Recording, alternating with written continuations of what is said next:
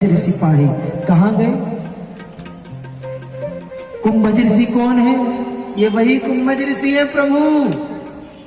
गुस्सा आ गई तो समुद्र को 3 चुल्लू में पी गए। ये हमारी भारत भूमि जो है ऐसे ऐसे संतों को पैदा की है प्रभु, जो 3 अंजलि में समुद्र को पी गए। ये वो भूमि है। भगवान कभी चीन में नहीं हुए, राम जी कभी पैदा इंग्लैंड में नहीं हुए, अमेरिका में नहीं हुए, ऑस्ट्रेलिया में नहीं हुए, इस भारत भूमि में हुए। यत्र नार्यस्तु पूज्यन्ते रमन्ते तत्र देवता। हमारे यहाँ माताओं की पूजा आज से नहीं सदियों से होती आ रही है, और सबसे पुराना धर्म सनातन। आप कल्पना करते हैं कभी कब से चल रही है? कौन कौन आया? शक आए, हूण आए, कुषाण आए, कितने आक्रमणकारी आए, पर ये सनातन मिटा नहीं, मिटा न मिटेगा, चिरकाल से है और रहेगा भी। प्रेम से बोलो। पर मैं पहले दिन से कह रहा हूं कि जब ज्यादा व्यक्ति पड़ जाता है तो उसकी मति जो है जैसे पेचकस सीधा चलता है ना, ऐसा उसका उल्टा चलने लगता। कुछ ने तो यहां तक कह दिया था कि भगवान होते ही नहीं, राम जी हुए ही नहीं, अयोध्या थी ही नहीं। मैंने कहा था आपसे, वो अपना कार्य सीधी उंगली से होता है तो होता है, नहीं तो टेढ़ी भी करना जानता है।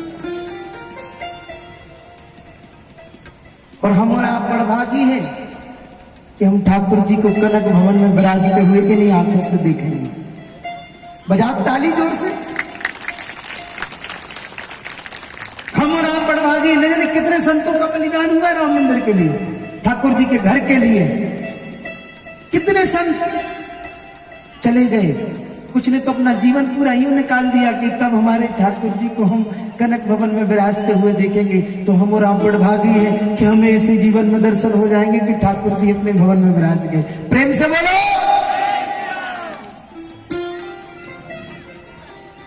अब देखो एक बात अच्छे से समझो यहां।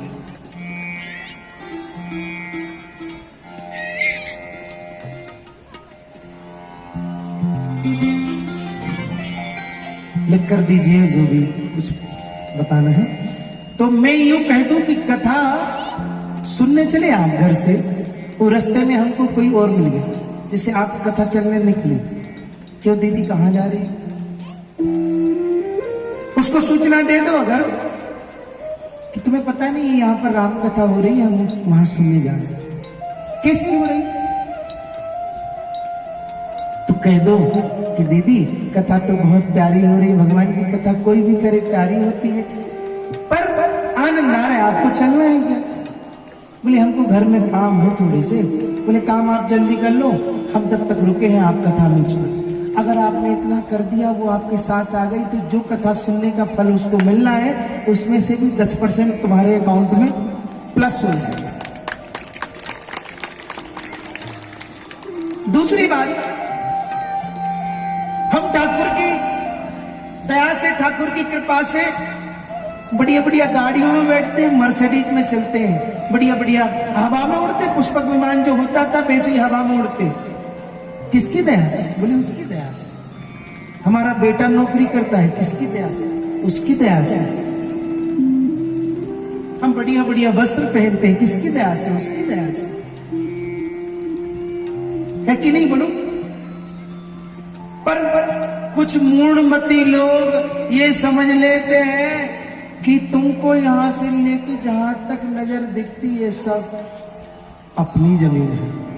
जमीन किसी की हुई है? नहीं हुई साहब। क्यों? मुल्क गिरी में सिकंदर से हजारों मिट गए। बोले प्रभु, संसार पर कब्जा करने वाला सिकंदर जब मरने लगा तो उसने कहा कि कब्र से दोनों हाथ बाहर निकाल लेना। बोले क्यों? बोले जीवन भर मैंने लूटा, पूरे संसार को लूटा, जब मैं संसार से गया तो मेरे भी दोनों हाथ खाली थे, कुछ नहीं ले गया मैं। मुल्क गिरी में सिकंदर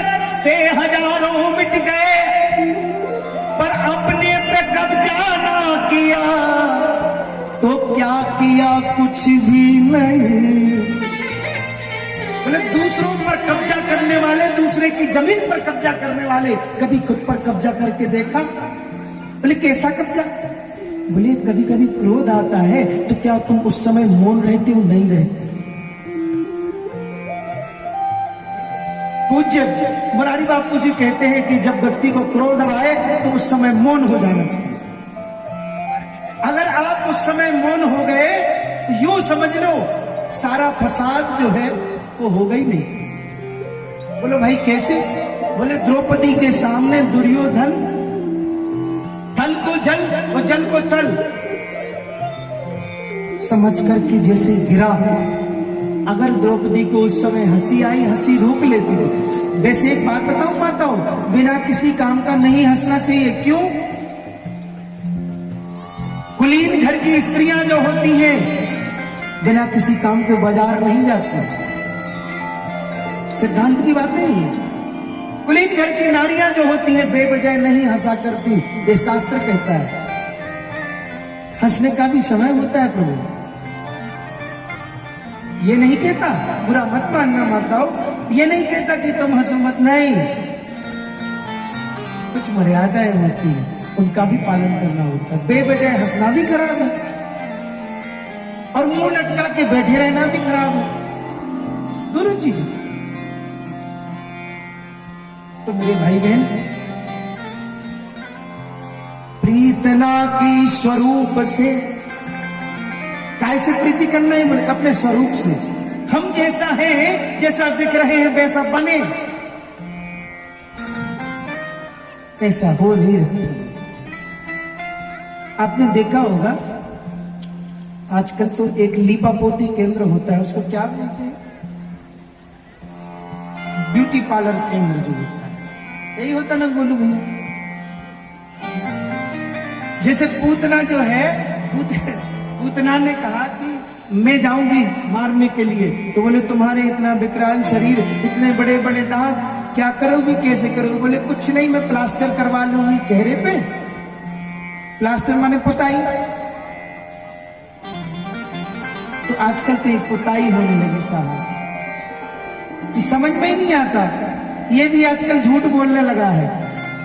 आदमी होगा 35 का, इसका कैमरा बताता है 25 का। बताता कि नहीं? बोलो भाई, है कि नहीं? तो ये स्वरूप जो है हम जैसा